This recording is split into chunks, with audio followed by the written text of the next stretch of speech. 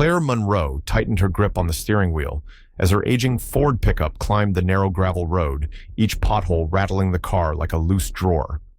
The rolling hills of rural Tennessee stretched around her in hues of green and gold, interrupted only by rusted fence posts and old barns bowing under decades of wind and sun. Up ahead, framed by a pair of dying oak trees, stood the house nobody wanted. She parked just off the gravel shoulder and killed the engine. Silence fell heavy. No traffic, no voices, not even the chirp of birds. The two-story farmhouse was a ghost in broad daylight.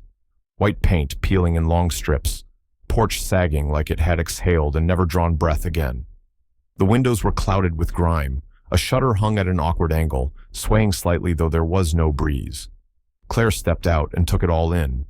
This was hers now, purchased at the Rockdale County auction for $82,000, paid in full with what remained of her severance package, her late mother's life insurance, and the nest egg she'd built over a decade of teaching middle school science. She hadn't come here for beauty. She came for space, escape, and a chance to rebuild after the world she'd known collapsed. "You sure this is it?" Lily asked, stepping out from the passenger side. Her 13-year-old daughter shielded her eyes from the sun, backpack slung over one shoulder. Her sneakers crunched on loose gravel as she surveyed the house with a mix of skepticism and curiosity. "Yup," Claire said, forcing a smile. "Home sweet home." Inside, the air was musty and stale. Claire had only seen the house once before, a walkthrough just days before the auction. It hadn't improved in the meantime. The front room smelled of rot and mothballs, the floor creaked beneath each step, and cobwebs clung to the high corners like forgotten memories. They wandered through each room, taking inventory: warped floorboards, broken light fixtures, wallpaper from another century, and wiring that looked like it belonged in a museum. The kitchen sink dripped despite being turned off, and the upstairs bathroom had no mirror, just a faint rectangular outline where one used to hang. By the time they reached the study, Lily had stopped complaining and started photographing peeling paint textures on her phone. Claire, meanwhile, stood quietly at the threshold, drawn to the only room that seemed untouched by time. The study had a fireplace surrounded by built-in bookshelves, most empty, except for a few abandoned novels with cracked spines. The walls were covered in faded floral wallpaper, roses and ivy curling around trellises in a pattern that might have been charming 50 years ago. Claire ran her fingers along the seam where two panels met. The paper lifted slightly at one corner. It was subtle, easy to miss. With a small tug, she peeled back a section of the wallpaper. The glue had dried long ago, and it came off with a soft ripping sound. Behind it, the plaster wall was stained and uneven. But something else caught her eye, a faint outline, rectangular and narrow, just above eye level. Claire leaned in. There, wedged behind the lath and plaster, was an envelope. She hesitated. For a second, it felt like the room was holding its breath. Then she reached in and carefully worked it free. The envelope was brittle with age, the paper yellowed and brittle. Her name wasn't on it. There was no address, no seal. "What is it?" Lily asked, appearing at her side. Claire opened it slowly. Inside was a single piece of paper, folded once. The ink had faded to brown, and the handwriting was elegant, looping like it came from another century. "Follow the fourth stair at dawn. Wealth sleeps where the sunlight breaks the stone." Claire read the line aloud, voice barely above a whisper. Lily blinked. "Is it a riddle?" "Or a joke?" Claire replied, though her voice lacked conviction. She read it again. The phrasing was strange, too poetic to be a prank. Fourth stair, dawn, sunlight, stone. A riddle, yes, but one wrapped in history, maybe. Claire looked around the study again. Everything felt different now, like they weren't alone, like the house had finally spoken. Outside, the wind began to pick up. They slept that night in sleeping bags laid out in the living room, the electricity still off. The nearest neighbors too far to hear if they screamed. Claire stared at the ceiling long after Lily drifted off. The note sat on the mantel where she'd placed it. She hadn't meant to think much of it, but now it sat heavy on her mind. A house bought from desperation, a town that whispered, and a note sealed behind wallpaper. Claire wasn't sure what she had gotten herself into. But something told her the house nobody wanted might hold more than just dust and rot. Claire Monroe rolled the note between her fingers as she sat cross-legged on the creaky floor of the farmhouse study. The faded handwriting haunted her a little more than she cared to admit. Follow the fourth stair at dawn. Wealth sleeps where the sunlight breaks the stone. After taping the wallpaper back in place with painter's tape and brushing dust off her jeans, she had dropped the note on the kitchen counter and tried to convince herself it was just some old Southern prank, a piece of lore tucked in by a mischievous child decades ago. She wasn't about to start chasing ghosts, not with a leaking roof and a daughter to raise. "It's just an old joke," she told Lily that evening, trying to sound more certain than she felt. Probably some kid playing treasure hunt 50 years ago. But Lily's face lit up the way it always did when mystery was involved. She picked up the note with both hands, careful as if it might crumble. "It's a clue, Mom. You don't write something like this if there isn't something worth hiding." "Lily," Claire said gently, placing a hand on her daughter's shoulder, "we have mold in the bathroom, exposed wires in the attic, and enough drafts to freeze a wool blanket. We don't have time for riddles." But by the next morning, the note was taped to Lily's bedroom wall. That night, just as Claire was starting to doze off to the sound of rain pattering against the windows, she heard it. A creak. Then another, soft and deliberate. Her first thought was the wind. The second was mice. But when she held her breath and listened, the tapping returned. Not in the attic, not outside, near the stairs. Claire sat up, straining to hear through the old wooden walls. Nothing, but her nerves were already awake. The next morning at breakfast, Lily slid a folder across the table. "I went to the library after school yesterday. Look what I found." Inside were black and white copies of what appeared to be architectural blueprints. "Where did you get these?" "Eleanor Hargrove volunteers in the local archives. She said the house was originally built in 1873 by a man named Elias Harland. She let me scan the plans." "Mom, look at the basement layout. There's a gap here." Lily pointed to a portion near the kitchen. "It doesn't match the current floor plan. There's a whole section missing." Claire blinked. "You know these could just be errors on the old plans, right?" Lily shrugged, undeterred. "Then let's prove it.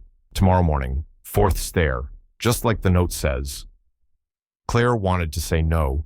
She wanted to focus on painting the kitchen or replacing the water heater. But something in Lily's eyes made her pause. A spark she hadn't seen since the move, since the world had flipped upside down and forced them out of their old life. So she nodded. "Okay, tomorrow, sunrise." At 6:02 a.m. the next morning, a pink hue spilled through the east-facing windows of the stairwell as mother and daughter crouched by the fourth step from the bottom. "It doesn't look any different," Claire murmured. "Wait," Lily whispered. "Look there. The grain." Claire squinted. The wood did look uneven, the boards not as tight as the others. She grabbed a flathead screwdriver from the belt clipped to her jeans and wedged it into the seam. With a few gentle twists, the step creaked open. Inside was a shallow compartment, blackened by time and dust. Nestled in the center were two items, a rusted iron key and a piece of parchment, brittle and curled with age. Claire reached for the parchment first, her fingertips tingling. It wasn't just paper, it was part of a hand-drawn map. No markings, just faded lines, and a series of dotted pathways leading toward what looked like the property boundaries. A small X was inked in red at one corner. Lily hovered beside her, breathless. "See? I told you. This is real." Claire didn't respond immediately. The sunlight caught the edge of the rusted key, revealing a faint engraving. H. B. and Company. She stood slowly, eyes scanning the worn floorboards of the stairwell and the dust dancing in the beams of morning light. Her skepticism hadn't vanished, but it was being outpaced by something else. A gnawing sense that they had stumbled into something far deeper than an old house and its creaky boards. Maybe it wasn't just folklore. Maybe the note was a warning, or a challenge. Claire looked at her daughter and saw not just excitement, but hope. And maybe that was reason enough to follow the next clue. "All right," she said softly, slipping the key into her pocket and folding the map carefully. "Let's find out what this house is hiding." Claire stood at the edge of the Rockdale Public Library's genealogy section. thumbing nervously through an old binder labeled Rockdale Properties, Historical Ownership Records. Lily sat cross-legged on the floor beside her, flipping through digital scans on the library's archive computer, headphones draped around her neck. The morning had been quiet, but a tension clung to Claire's shoulders since their dawn discovery under the staircase, a rusted key and a torn fragment of map hidden beneath the fourth step. "I found something," Lily whispered, tapping the screen. Monroe House, originally listed as Harland Farmstead, built 1869, transferred in 1871 to a Mrs. Eliza Bellamy. Claire leaned closer. That name again, Bellamy. She was listed as a war widow, says her husband was declared missing in action, Confederate payroll officer, no confirmed death. The pieces started nudging into place. Claire jotted down the details and stood. "Let's go see Eleanor." Eleanor Hargrove lived on the edge of town in a 2-story brick home layered in ivy and history. She met them at the porch with a pitcher of sweet tea and her usual half-smile that always seemed to read your thoughts before you spoke them. "You said Bellamy?" Eleanor repeated as they sat in her sunlit sitting room. "That house of yours belonged to Eliza Bellamy. Poor woman. Story goes, her husband vanished with a Confederate payroll just months before the war ended. They say he hid it somewhere, but no one ever found a trace." Claire frowned. "Do you think it could be real?" Eleanor's eyes narrowed. "I think families don't keep secrets like that for generations unless there's something worth hiding. If you've stirred something up, Claire, tread lightly. That land has a long memory." Back at the house, Claire and Lily studied the torn scrap of map again. It was brittle but legible, marked with odd notations and what appeared to be floor plans layered with hand-drawn arrows. Lily traced her finger across a faint symbol near the kitchen, an oval marked with an X. "That area's not in the blueprints I pulled from the county," Lily said. "There shouldn't be anything under the kitchen." Curiosity gave way to action. Claire grabbed a flashlight and pry bar, while Lily cleared away the warped linoleum in the corner of the kitchen. After 20 minutes of searching and knocking for hollow spots, Claire's pry bar caught on something beneath the subfloor. With a sharp pop, a square of wood shifted, revealing a dark cavity beneath. "A crawl space," Claire murmured, "but it's sealed." She wriggled her way in, boots scraping against earth and cobwebs, until her flashlight beam caught a crumbling brick wall. Embedded in the dirt and clay just beyond it was a small iron latch. With effort and groaning hinges, the latch gave way. Dust and stale air rushed out as the hidden panel creaked open. Inside was a cramped chamber, about the size of a walk-in closet, with dirt walls and wooden shelves sagging under the weight of rot and time. On one of the shelves sat a metal box, its edges rusted but intact. Claire pulled it down, her fingers trembling. Inside lay a leather-bound ledger, its pages filled with tight, handwritten lines, most in cipher. On the inner cover, H.J. Bellamy. May 1871. Lily's voice broke the silence. "Mom, someone's out there." Claire turned. Lily was peering through the kitchen window, her body frozen. Claire joined her and scanned the tree line beyond the overgrown yard. Just past the blackened remains of an old fence, a shadow moved, a figure partially obscured by pine and dusk, not moving toward them, just watching. Claire yanked the curtains shut. "Stay inside, lock the doors." Later that evening, Claire found herself standing in front of Deputy Caleb Vaughn's patrol SUV as he parked by the edge of her gravel driveway. "You believe in old stories, Deputy?" she asked, crossing her arms. "I believe old houses hide things, and people tend to do dumb things chasing myths," he replied, stepping out of his vehicle. Claire explained what they'd found: the map scrap, the key, the crawl space, the ciphered ledger. Vaughn listened without interrupting. "Years ago," he said finally, "there was a man, Royce Merritt, local, retired military. He bought that house cheap too, said he was going to find Bellamy's treasure. Last anyone saw him, he was digging under the floorboards. He just vanished. No signs. Just gone." Claire's stomach dropped. "You think someone—" "I think people who start pulling on threads tied to buried gold should know how fast things can unravel." He paused, then added, I'll keep an eye on the place. But don't trust just anyone who starts knocking. You may not be the only one holding a piece of this puzzle. That night, Claire sat at the kitchen table with the ciphered ledger open, a sense of unease washing over her. The house whispered through the rafters, every groan and creak no longer just old wood settling, but possible echoes of those who'd come before, and perhaps those still watching. She wasn't sure what they had uncovered, but the weight of it had begun to settle deep in her bones. Something was buried here, and not just in stone and soil. Rain tapped softly against the farmhouse windows as Claire Monroe sat at the dining room table, her fingers smudged with graphite and frustration. The ledger they'd discovered in the crawl space lay open before her, its yellowed pages covered in looping, handwritten ciphers, symbols and patterns that made no immediate sense. Beside her, Lily leaned over her notebook, attempting to recreate a sequence they'd seen repeated several times. "It's not just a substitution cipher," Lily muttered. "Some of these characters are from a codebook or key we don't have. Look here, this symbol shows up in different places, but it doesn't always mean the same thing." Claire exhaled. Whoever wrote this didn't want it read easily. Eleanor Hargrove sat across from them, her reading glasses perched low on her nose. She gently turned one of the ledger's pages. It's Confederate military cipher work, the kind used by treasurers and couriers. Back then, they didn't just encrypt content, they encrypted context. Dates, routes, names, everything. Claire looked up. "You've seen this kind of thing before?" Eleanor gave a slow nod. "My late husband taught cryptography during the Cold War. He had a fascination with old codes, especially those used during the Civil War. This ledger," she tapped it lightly, "isn't just a list. It's a map of movement.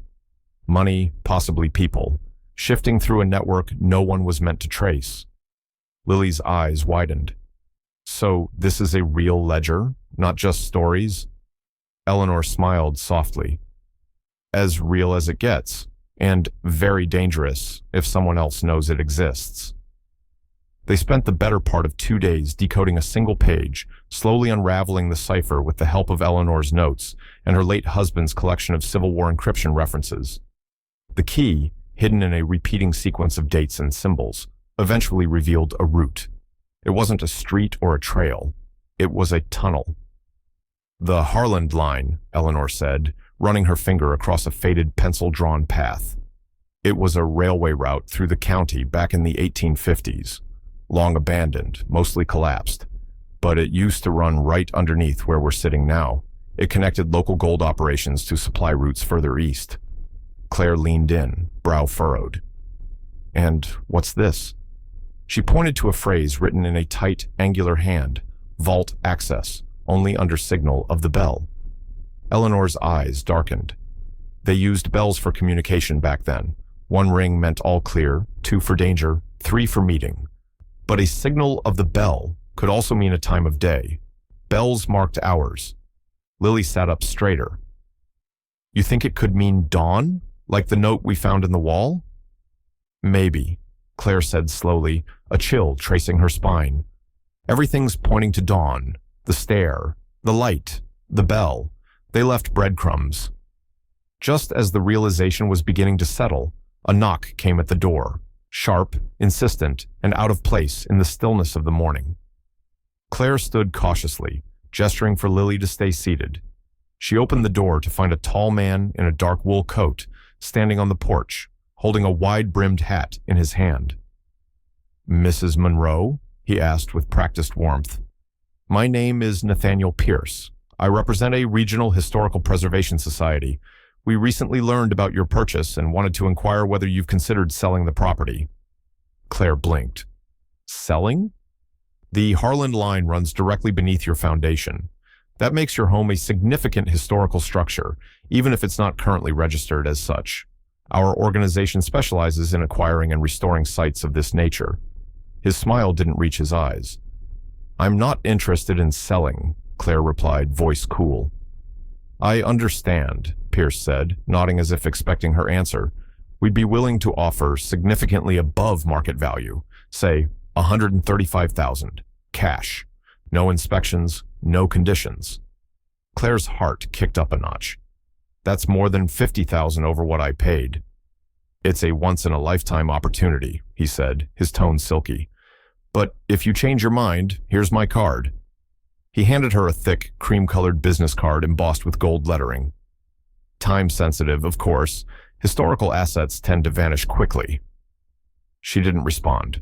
After a moment, he turned and walked briskly to a waiting sedan parked along the dirt road. The vehicle pulled away without a sound. Claire shut the door and locked it. When she looked down at the card in her hand, she noticed something strange.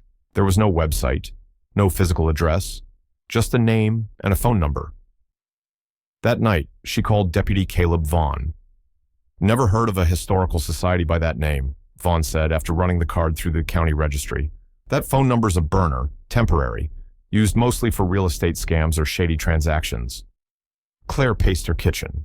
He knew too much about the house, about the Harland line. He offered over $130,000 in cash. Vaughn was quiet for a beat. "That's not a historical society. That's someone who wants you off that land." "You think it's connected to that man who vanished years ago? The one you mentioned?" "Could be. This place has a reputation. That man, his name was Leonard Chambers, was obsessed with the Harland tunnels. Thought he'd found an old Confederate route tied to missing gold. Went in alone one spring. Never came back." Claire felt a sudden spike of anxiety. "You never found a body?" "Number just his truck parked near the edge of the woods. House was never searched formally. No warrant, no probable cause. But locals, they talk." Claire told him about the ledger, the cipher, the mention of a vault. Vaughn didn't interrupt, didn't scoff. When she finished, he said, "You've stepped into something, Claire. And whoever that man was today, he's not the only one watching. You need to be careful." That night, Claire stayed up well past midnight, staring out the window, heart pounding. Across the field, just beyond the reach of her porch light, something moved. A flicker of motion, a shadow standing too still for too long. When she blinked again, it was gone. But the feeling it left behind, of being watched, lingered long after the night turned silent again. Claire Monroe wasn't a superstitious woman by nature, but there was something about the way the sun crept into the sunroom that morning that stopped her in her tracks. The beams filtered through the east-facing window in a thin golden line, cutting across the worn floor like a blade. It illuminated one single tile near the center of the room, a small square of polished stone that shimmered slightly, catching the morning light in a way the others didn't. She tilted her head. It almost looked intentional. "Lily," Claire called, still crouched low. "Get in here. Bring your notebook." Lily padded in seconds later, her socks sliding slightly on the old hardwood floor. She squinted at the patch of sunlight. "That tile. Look at it," Claire said, pointing. "Fourth stair at dawn. That was the note, the one we found in the wall." Lily didn't need a reminder. "You think this is it?" Claire hesitated. "Let's find out." They fetched tools from the basement, a pry bar, hammer, and a small chisel, and got to work. The tile was surprisingly firm. It didn't rattle or shift when tapped, but once Claire wedged the chisel in at a seam and applied pressure, it began to lift. A faint groan of stone on stone echoed into the room. Dust puffed out from beneath, and the scent that rose with it made Claire recoil slightly.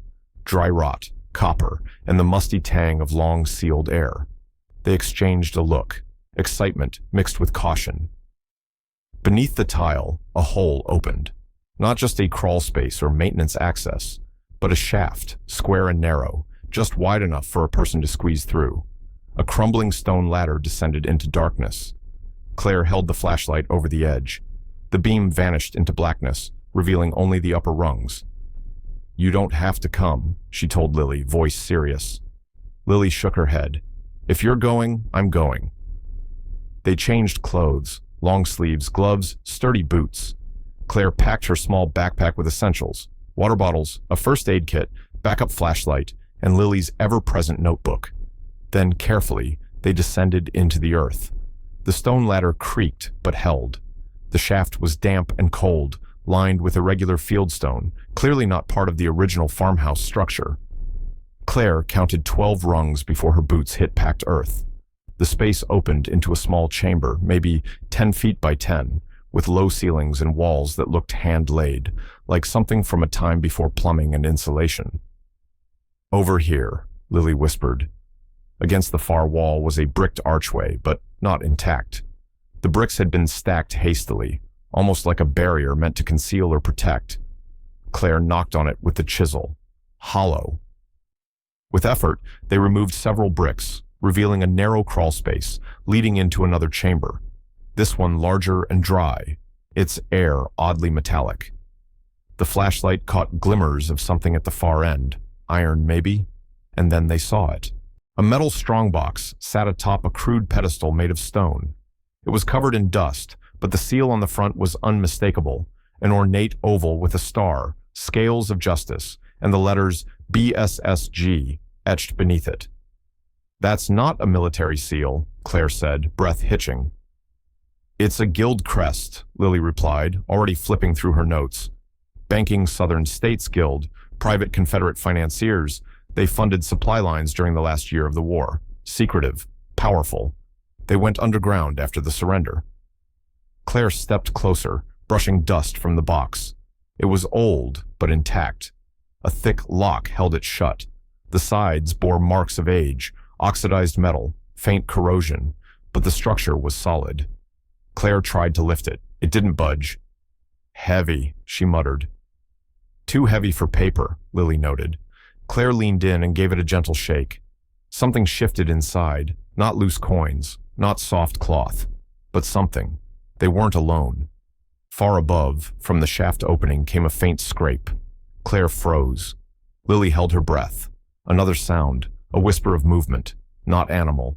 Footsteps, then silence. Claire shut off the flashlight. They crouched in darkness. Minutes passed. Nothing. When they climbed back up, carefully resealing the tile behind them, the sunroom was empty, but the front door stood open. Claire locked it, checked the windows, and drew every curtain in the house. Something had shifted. The treasure was real, but so was the danger, and someone else knew it too.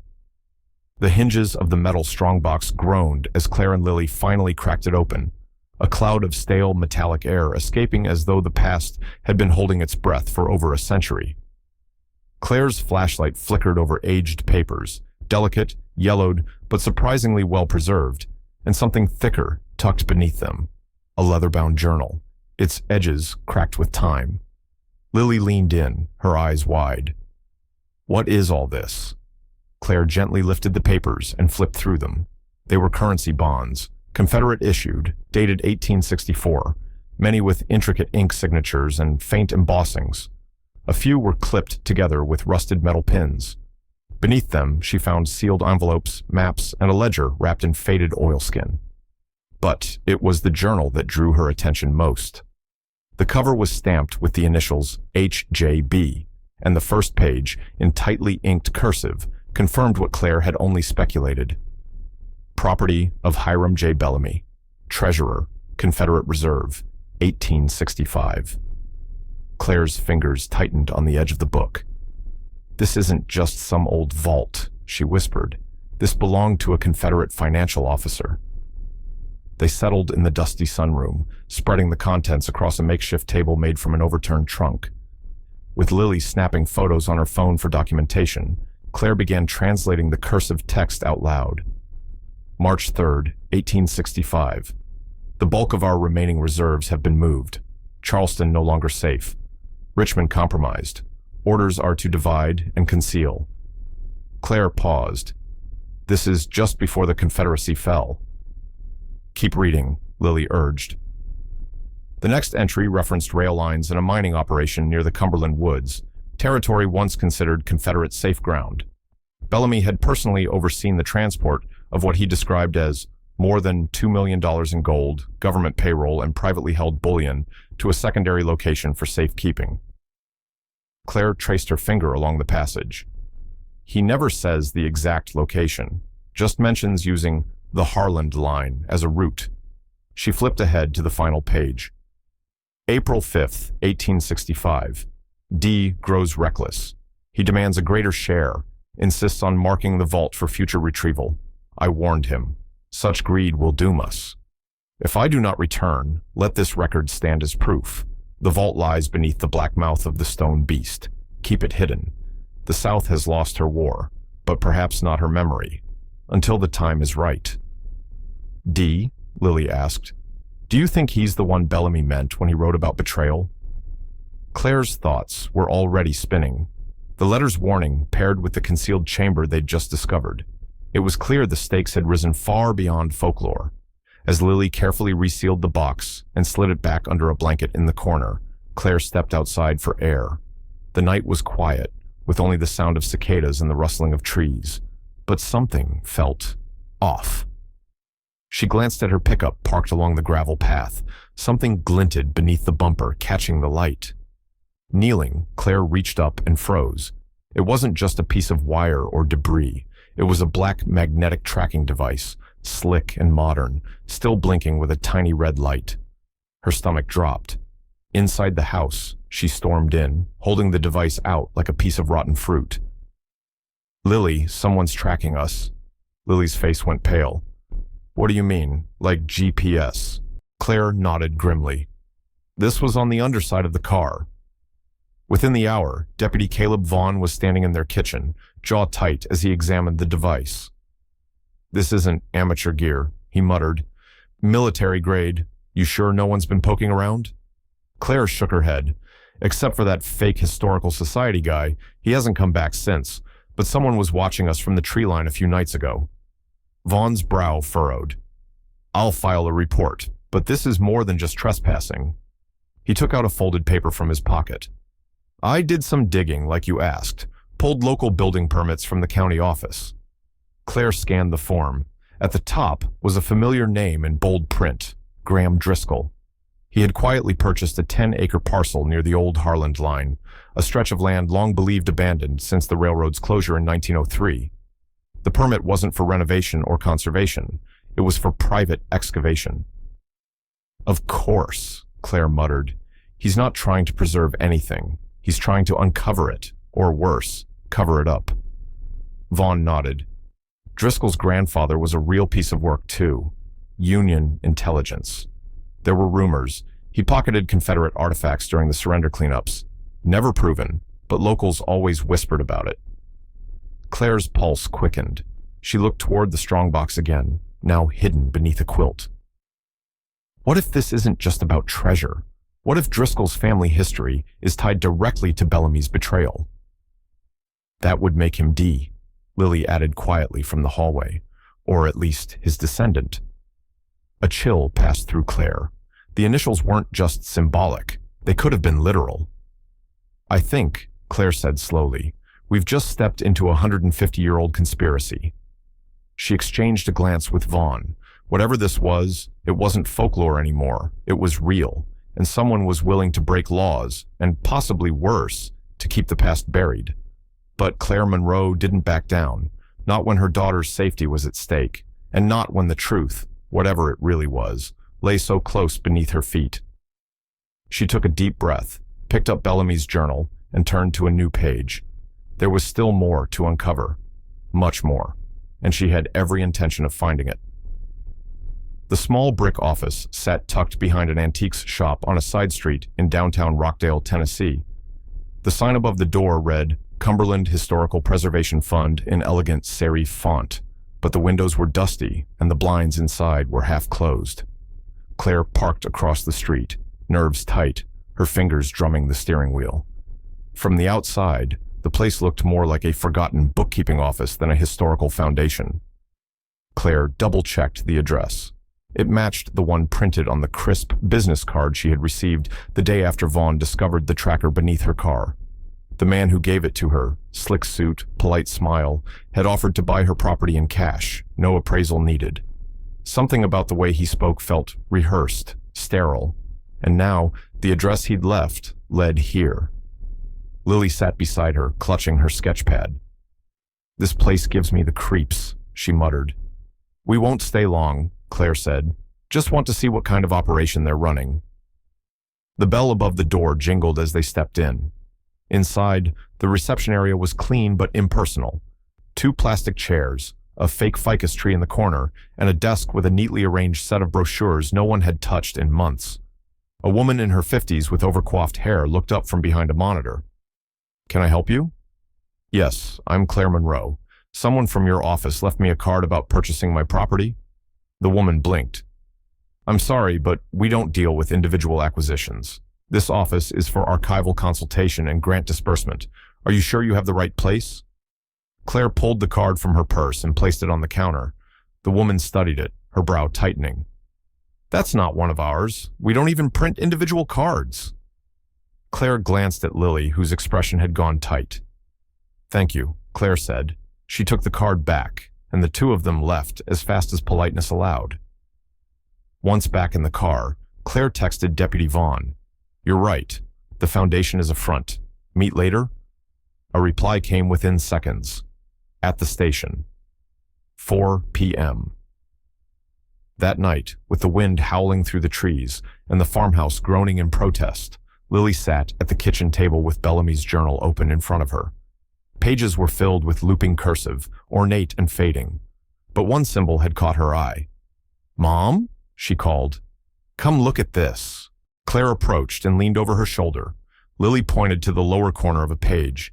Etched lightly in ink, almost invisible unless you knew where to look, was a peculiar crosshatch symbol, a wheel-like circle divided into 4 quadrants with what looked like railroad tracks branching off each edge. "I've seen that before," Lily said. "The old mural at Harlan Rail Depot. Remember? It had that exact same symbol painted near the tunnel arch. I thought it was just decoration." Claire blinked. The Harlan Depot had been defunct for decades, its platform rotting and graffiti tagged. The mural Lily referred to had long faded, painted in the 1930s during a New Deal art initiative. Claire remembered taking a photo there last fall. They pulled up the photo on Lily's tablet. Sure enough, the same symbol was visible, subtle but unmistakable, in the corner of the painted tunnel. The next morning, Claire and Vaughn stood before the collapsed tunnel entrance behind the old depot. Chain-link fencing surrounded the area, and a rusted "No Trespassing" sign clung to the fence with one remaining bolt. Moss clung to the stone archway, and vines choked what little remained of the tracks. "It was condemned after a flood in '52, Vaughn said. "Locals say it just sank into the hillside. No one's gone near it in years." Claire pulled a flashlight from her bag and peered between the slats. The stonework around the tunnel mouth was irregular, with one section clearly newer than the rest. "There," she said, pointing. "That mortar line doesn't match. It's been reinforced, recently." Vaughn frowned. "I can have the county bring ground-penetrating radar, but it'll take time." Claire shook her head. "We need to document it ourselves first. If Driscoll's people know we're close, we won't have time to wait." That afternoon, back at the farmhouse, Claire and Lily began backing up all journal scans and map fragments onto external drives. Just as the sun began to dip behind the trees, a strange stillness settled over the property. Claire looked up from her laptop. "Do you hear that?" Lily paused, listening. "Nothing." Exactly. The normal sounds, cicadas, frogs, wind through trees, were absent. Claire's stomach tightened. She stood slowly, grabbing the crowbar she kept by the door. The house was dark. Too dark. Then a creak came from upstairs, followed by another. Claire motioned for Lily to stay put and crept up the stairs, heart pounding. When she reached the top, she flipped the hallway switch. The light flickered, then steadied. The guest bedroom door stood open. Claire stepped inside. Drawers were pulled open, books from the bookshelf strewn across the floor, but nothing missing. Not until she saw the journal, Bellamy's journal. It lay on the floor, its pages ruffled and dog-eared, like someone had flipped through it in a frenzy. Downstairs, Lily shouted, "Mom! Someone's outside!" Claire raced to the window and spotted a figure darting into the woods beyond the tree line. A dark hoodie, light jeans, too far to make out a face. Vaughn arrived 20 minutes later. He circled the perimeter, finding tracks near the porch and the study window, pried open, but not broken. "They were looking for something specific," he said. Claire nodded. "Bellamy's journal." That night, they moved the ledger and journal to a safe deposit box at the Rockdale Community Bank. Vaughn promised to have patrol cars check the area more frequently. Claire installed motion sensor cameras around the house, connecting them to her phone. She stared at the empty hallway for a long moment before heading to bed. The past wasn't just whispering anymore, it was banging on the door. And someone was listening. The day dawned colder than expected, with a crisp breeze cutting across the fields around Claire Monroe's farmhouse. She had barely slept. The events of the past 2 weeks clung to her like a second skin. The journal, the break-in, the map cipher, and most recently, the symbol Lily had matched from the Harland Rail Depot mural. That particular clue had unlocked more than just history. It had unlocked direction. The shape embedded in Bellamy's journal had matched a painted sigil on the mural's far wall, a 5-pointed star intersected by railway lines. Beneath it, almost invisible unless you were looking for it, was a painted inscription, "Beneath the South, the truth lies sealed." Now Claire, Lily, and Deputy Caleb Vaughn stood at the edge of the overgrown clearing behind the depot ruins, staring down at what had once been an access tunnel disguised as a collapsed mining shaft. The air was thick with damp earth and memory. "You sure about this?" Vaughn asked, casting a glance at Claire. His flashlight beam cut through the gloom ahead. Claire nodded, gripping the rusted key she'd unearthed beneath the 4th stair weeks ago. "That journal led us here. If there's more to this story, it's down there." They descended cautiously, one rung at a time, into the sloped passageway. The tunnel walls were lined with old wooden braces and moss-covered stones. As they pushed deeper, the darkness grew heavier, and the air took on a metallic tang that stuck in their throats. At the end of the shaft stood an iron door set into the rock, not weathered and rusted like most relics, but solid and intact, its surface engraved with a Confederate insignia. In its center was a star-shaped keyhole. Claire took a breath and stepped forward, holding the key. "Wait," Lily warned, her voice tense. "What if it triggers something?" Claire hesitated. Vaughn shone his light over the frame. "Looks like some kind of pressure mechanism built into the floor here." Claire examined the stone tiles. Sure enough, the one directly in front of the door had a slightly different color, newer, maybe replaced. She stepped around it and inserted the key. As she turned it, a loud metallic click echoed. For a moment, nothing happened. Then the ground beneath Claire gave way. With a yelp, she disappeared through a collapsing panel. "Claire!" Lily screamed, rushing forward. "I'm okay!" Claire called from below, her voice echoing off the walls. "I landed on something soft. Straw, maybe." Vaughn found a ladder recessed along the side wall. He helped Lily descend first, then followed. At the bottom was a rough chamber with stone walls and wooden beams, the air heavy with mildew. Claire stood beside what looked like an ancient hay mattress, clearly placed to break a fall. Intentional, not accidental. "This was designed as a trap," Vaughn said, "or at least a test." They moved through the chamber cautiously, eventually discovering a side tunnel obscured by loose planks. Beyond it lay a narrow passageway lined with trick stone walls. Several were false, booby-trapped, judging by the half-sprung wire systems and faded warning symbols scratched in chalk. "Somebody really didn't want visitors," Claire muttered. They pushed deeper, past an area where the tunnel narrowed.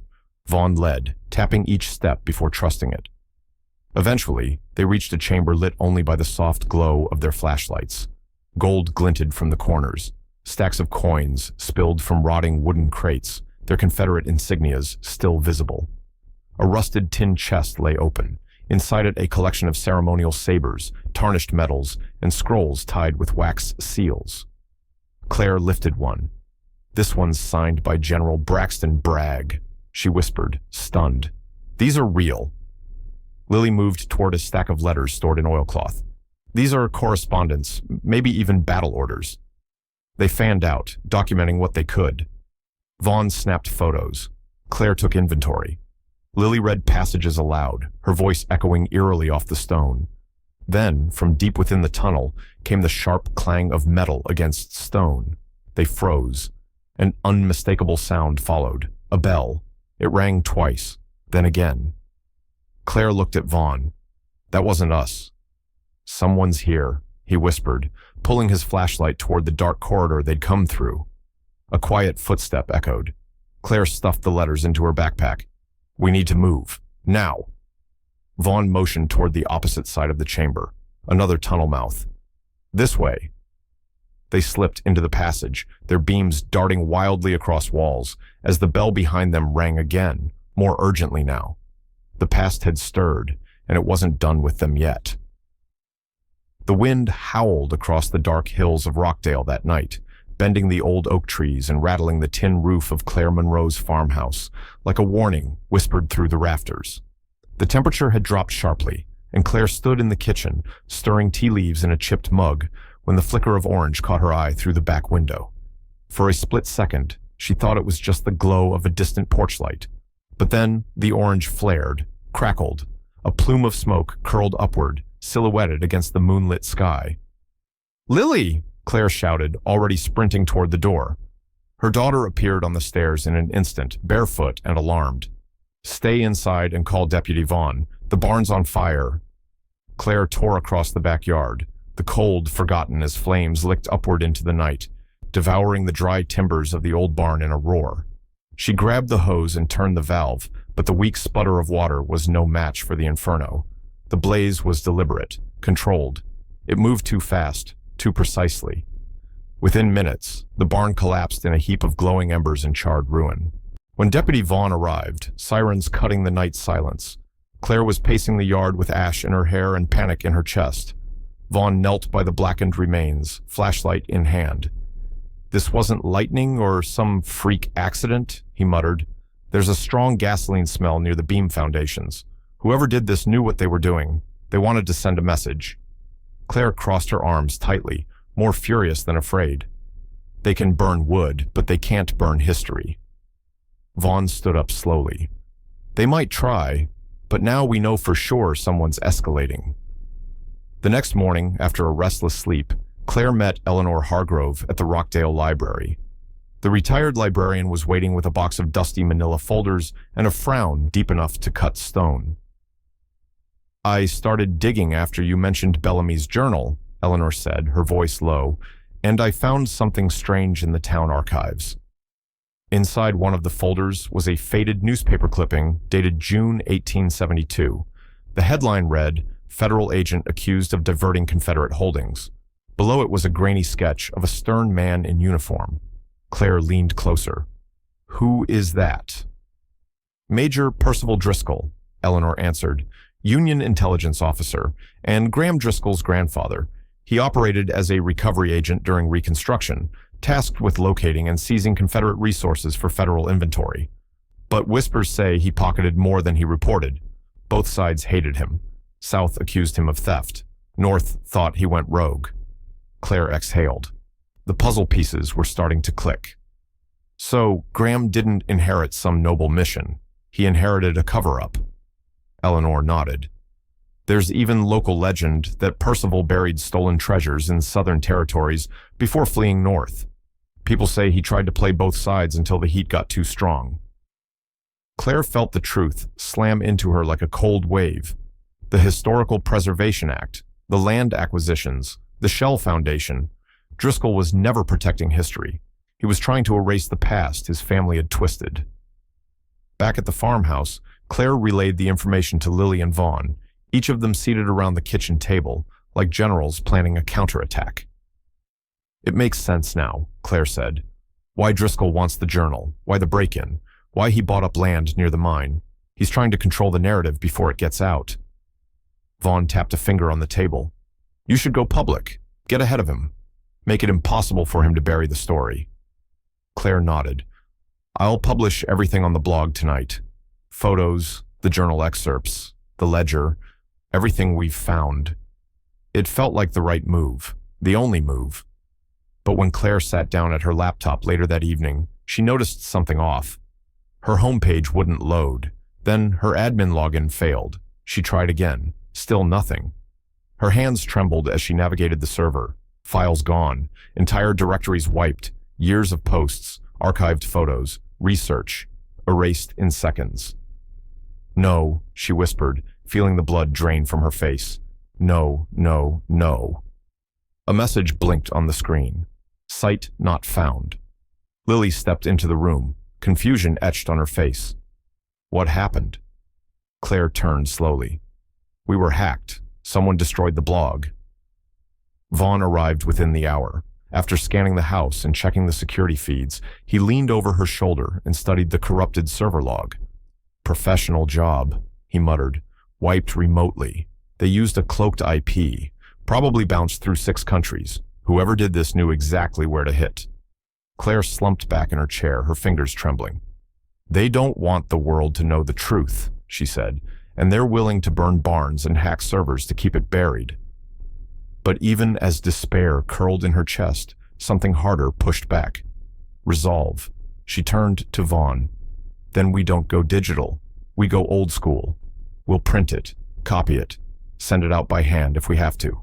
No matter what, this story will see the light. Vaughn gave her a rare smile. Now that sounds like a Monroe plan.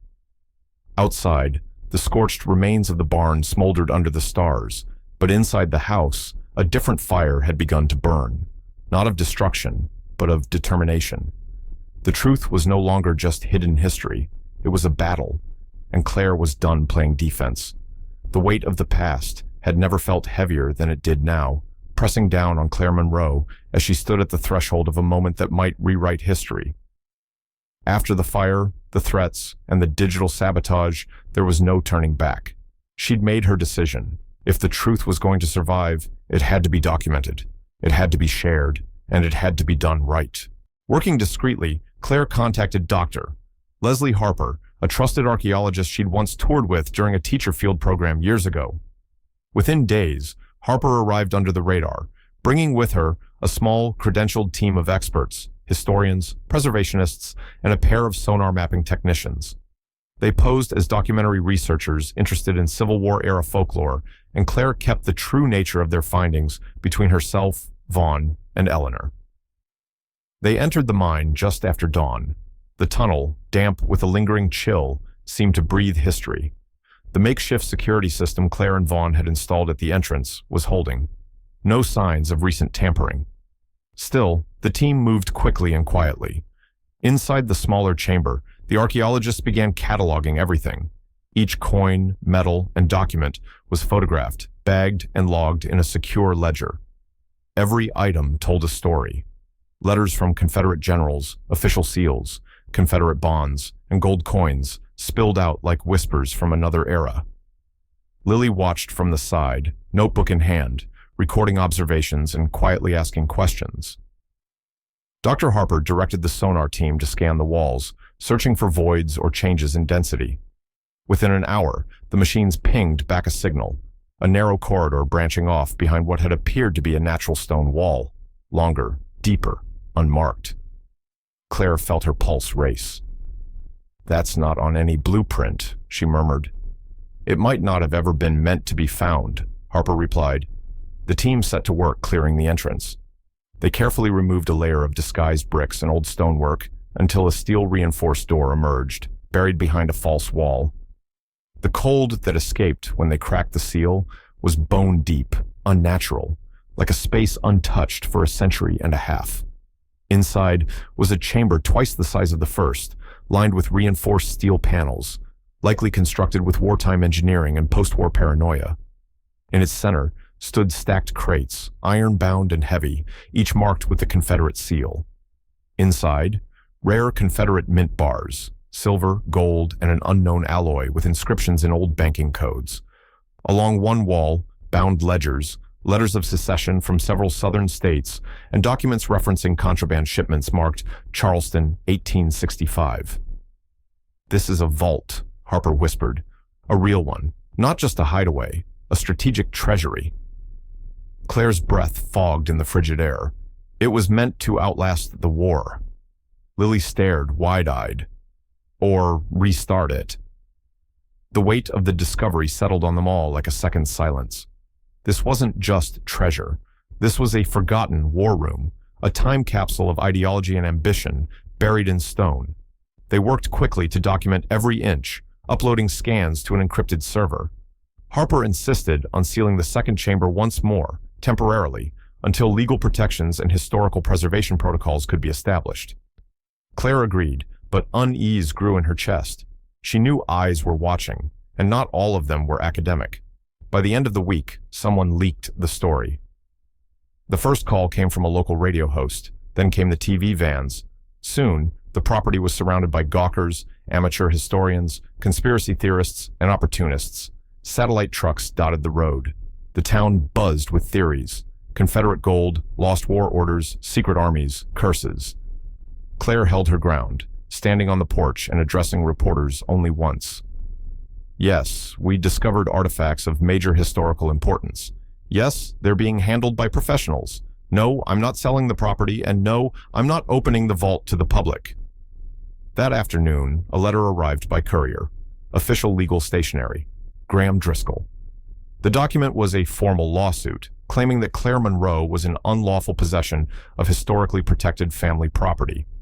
His lawyers argued that the vault's contents constituted ancestral holdings and demanded full restitution. Claire read the letter twice, jaw tightening. "Family entitlement to restitution," she muttered. Vaughn stood beside her, scanning the pages. "He's trying to rewrite the law. Or history." She looked out over the field behind the house, where a shadow moved among the trees. This wasn't over. The vault had been found. Now the battle to protect it was just beginning. The courtroom inside the federal courthouse in Nashville buzzed with a quiet tension. Wooden pews creaked under the weight of reporters, academics, and curious locals who had made the trip, hoping to witness history being debated in real time.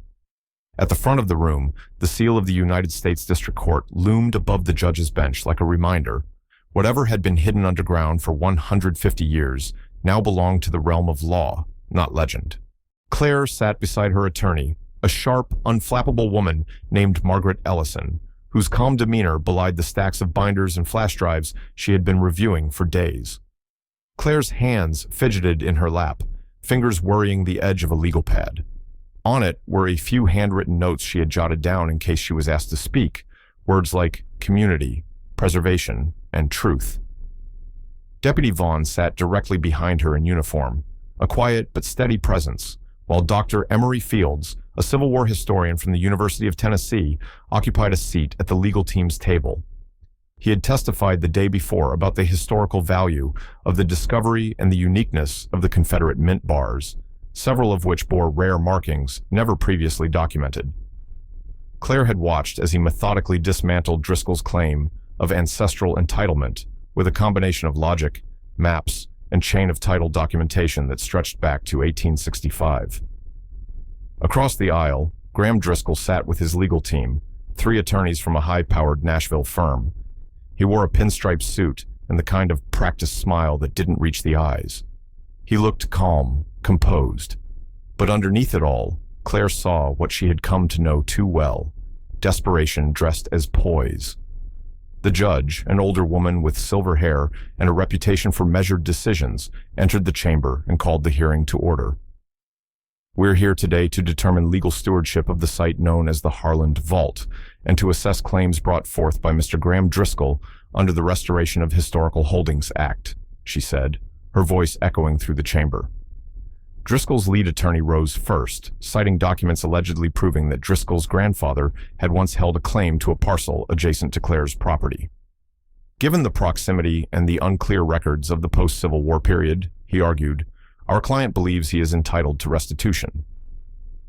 Claire's attorney stood. "We contend there is no ambiguity," Ellison replied. "The vault lies entirely within the boundaries of Ms. Monroe's property. Title search records verified by the state registrar confirm unbroken ownership from 1891 forward, with no easement or claim recorded by any Driscoll ancestor." The judge raised an eyebrow. "Is there any corroborating evidence for this?" Ellison gestured, and Vaughn approached the front of the courtroom with a flash drive. It contained footage from the cameras Claire had installed after the break-in. It showed 2 men in dark clothing trespassing on her property, one of whom was later identified as an associate of Driscoll's Shell Foundation. But what sealed the argument came next. "We also submit into evidence a series of emails and text messages obtained legally from a whistleblower at Davidson Heritage Holdings," Ellison said. These communications, dated 2 weeks before the break-in, detail plans to intimidate Ms. Monroe into selling her property and to destroy any documentation she had uncovered about the vault. The courtroom grew still. Claire's eyes moved to Driscoll. His jaw was tight now. The mask of calm had cracked. The judge took her time reading over the printed emails, each one stamped with a timestamp and an email address tied directly to Driscoll's company. One even included a line from Driscoll himself. "She's just a schoolteacher. If we keep the pressure on, she'll fold." But Claire hadn't folded. She had fought back. An hour later, the judge delivered her ruling. Given the overwhelming evidence that the Harlan Vault lies within the legal boundaries of Ms. Claire Monroe's private property, she said, and considering Mr. Driscoll's involvement in acts of arson, surveillance, and fraudulent historical claims, this court grants stewardship of the vault and its contents to Ms. Monroe under the supervision of the Tennessee Historical Commission. Claire's hands trembled as she listened. Furthermore, the judge added, Ms. Monroe shall retain partial ownership rights, with profit-sharing arrangements to be determined by a separate financial hearing. This court strongly encourages preservation efforts and public transparency given the site's historic significance.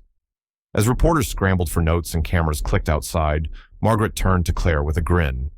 "We did it." But Claire was already shaking her head. "I'm not keeping the money. Not like that," she said quietly. "I want it used for something better."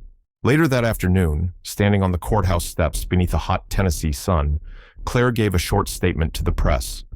She looked into the cameras with calm resolve. "This isn't about gold," she said. "This is about what happens when history is buried, intentionally or not, and the lengths people will go to keep it hidden. But history belongs to all of us.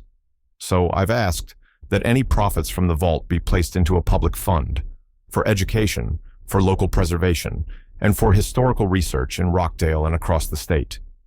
A reporter asked if she had any regrets. Claire looked over at Vaughn, then at Lily, who stood proudly beside her. "Only that it took this long for the truth to come out."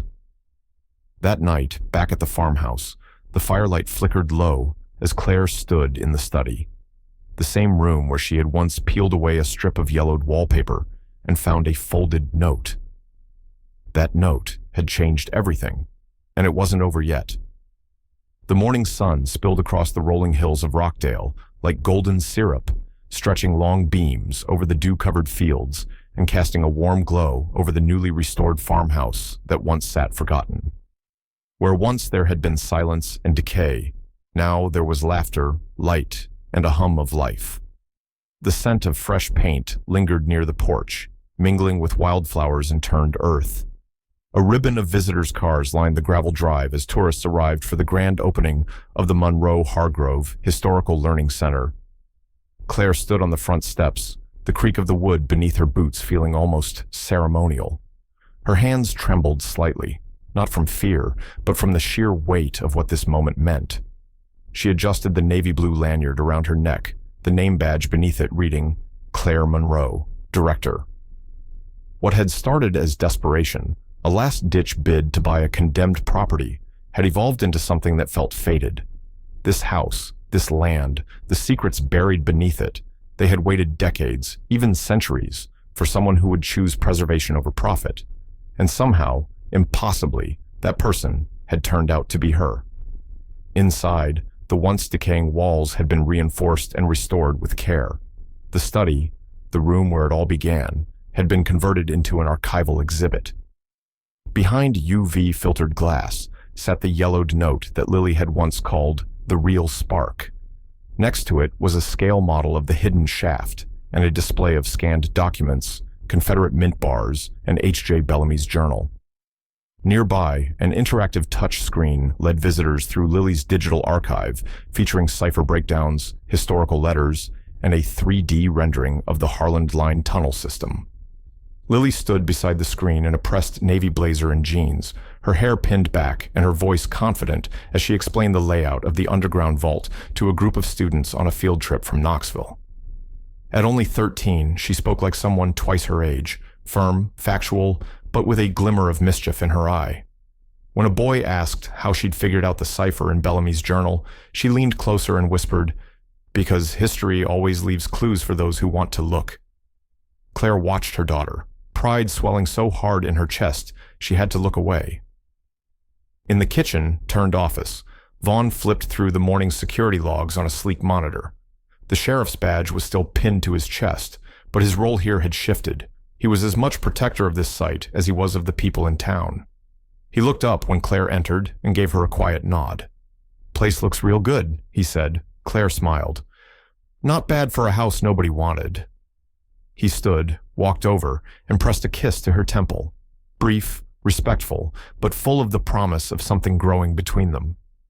"You made it something worth remembering," he said. Later that afternoon, Eleanor Hargrove arrived with a gift wrapped in faded linen cloth. Her steps were slower now, her hands more fragile, but her eyes still sparkled with the same fierce clarity. Claire helped her to a chair near the fireplace where tourists took pictures with the restored ledger. "This belonged to my mother," Eleanor said, holding out the package. "She kept it hidden after the war. I never read it, said it was meant for a time when the truth could be heard." Claire carefully unwrapped the cloth to reveal a leather-bound notebook, its spine cracked and pages filled with her mother's spidery handwriting. Inside were notes, sketches, and references to another safe house further north, one never spoken of in any local record. "You planning to follow it?" Eleanor asked. Claire looked out the window toward the tree line that had once held shadows. The air was warm and clean now, the past finally aired out. "Not yet," Claire said softly. "Let's let the truth we've uncovered breathe for a while." Outside, a small stage had been set for the dedication ceremony. Claire stood off to the side as Lily approached the podium, clutching a handwritten speech on 3 note cards. "Most people think treasure is gold," Lily began, her voice clear over the hushed crowd. "But sometimes, treasure is a piece of truth, a story someone tried to bury, a secret that needed the right person to find it." She looked up, eyes meeting her mother's. "We didn't just uncover a vault, we uncovered who we are." Applause rippled through the field. People wiped away tears. Even Vaughn gave a rare, unguarded smile. As the ceremony ended, Claire walked alone back into the house. She moved through the study, touching the edge of the glass where the note sat, the one that had said, "Follow the 4th stair at dawn." She let her fingers linger on the pane before turning toward the wall where she had first peeled back the wallpaper, never expecting it to change her life. She didn't touch the wall this time. She simply looked at it and smiled. They had found the truth, and in doing so, they had become its keepers. Some stories don't end, they echo, and what began with a tired, single mother peeling wallpaper in a crumbling farmhouse became something far greater than lost gold or dusty journals. It became a revelation about the past, about truth, about the resilience of a woman who refused to back down, even when the world tried to silence her. Claire Monroe didn't just uncover a forgotten Confederate vault. She uncovered the weight of legacy, the rot of buried secrets, and the power of standing up for what's right when history threatens to repeat itself. And let's be honest, she didn't do it alone.